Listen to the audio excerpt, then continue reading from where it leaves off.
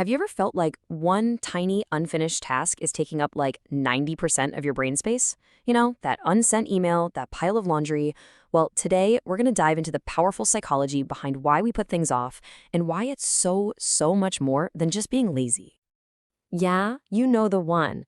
That task you're just about to start, and then suddenly the perfect excuse just pops into your head.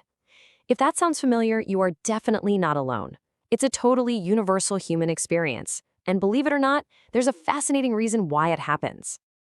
So here's what we're going to cover. We'll look at the nagging power of that unfinished task. We'll discover what's really happening with your brain's open tabs.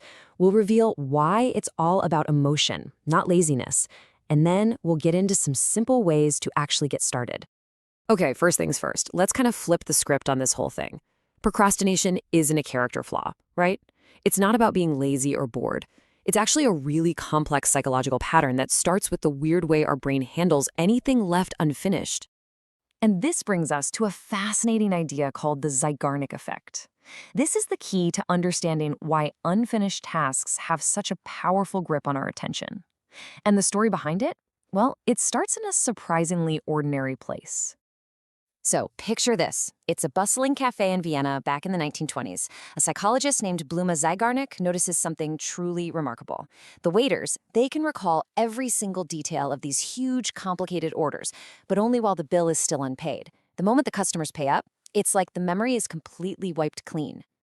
So the waiters' minds held onto that unfinished business, the unpaid bills, with absolute clarity. But once that task was complete, poof, the memory was just gone. Zeigarnik realized she was watching a fundamental process of the human mind at work. And this is what she called the Zeigarnik Effect. See, our brains create this specific cognitive tension around uncompleted tasks. And this tension, it acts like a persistent alarm, demanding our attention, and it just refuses to switch off until we close the loop. It's basically a built-in reminder system that, was probably super helpful for remembering where to find food or how to finish building a shelter.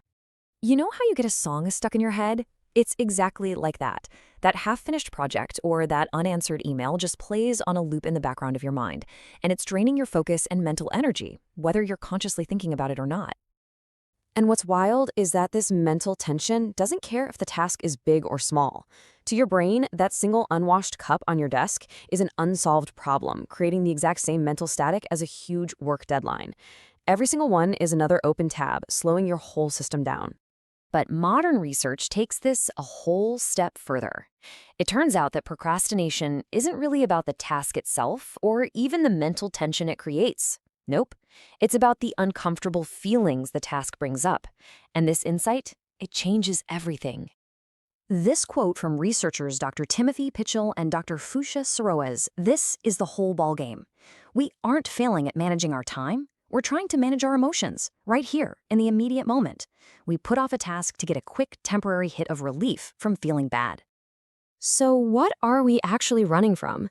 Well, a lot of the time, it's the anxiety of not doing a perfect job, or the frustration that a task is just really difficult. Sometimes it's the sheer boredom of a mundane chore, or that nagging voice of self-doubt. Putting it off becomes our little escape hatch from all those negative feelings.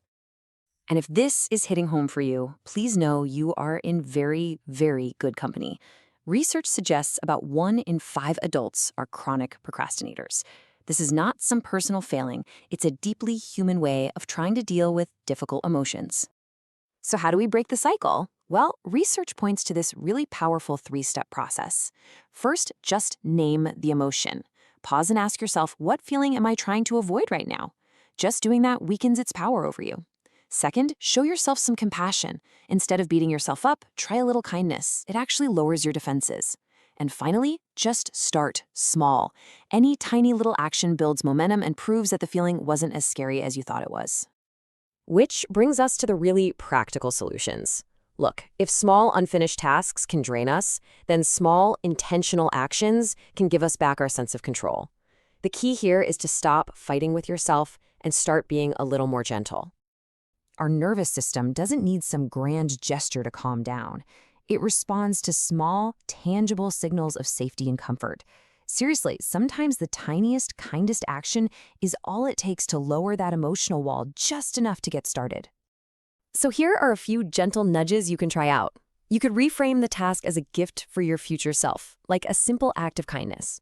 Or pair the task with something you actually enjoy, like your favorite playlist or a great cup of coffee. You could even try a 90-second complaint break to just get all the frustration out on paper. Even 1 minute of movement can totally shift your energy. And never ever underestimate the power of just calling a friend to share the load. So, the big takeaway here is this. Procrastination isn't some monster you have to defeat. It's a signal you need to understand. It's just your brain's clumsy attempt to protect you from discomfort. So, looking at your own list of open tabs, ask yourself this. What is one small, kind thing you can do today for the you of tomorrow?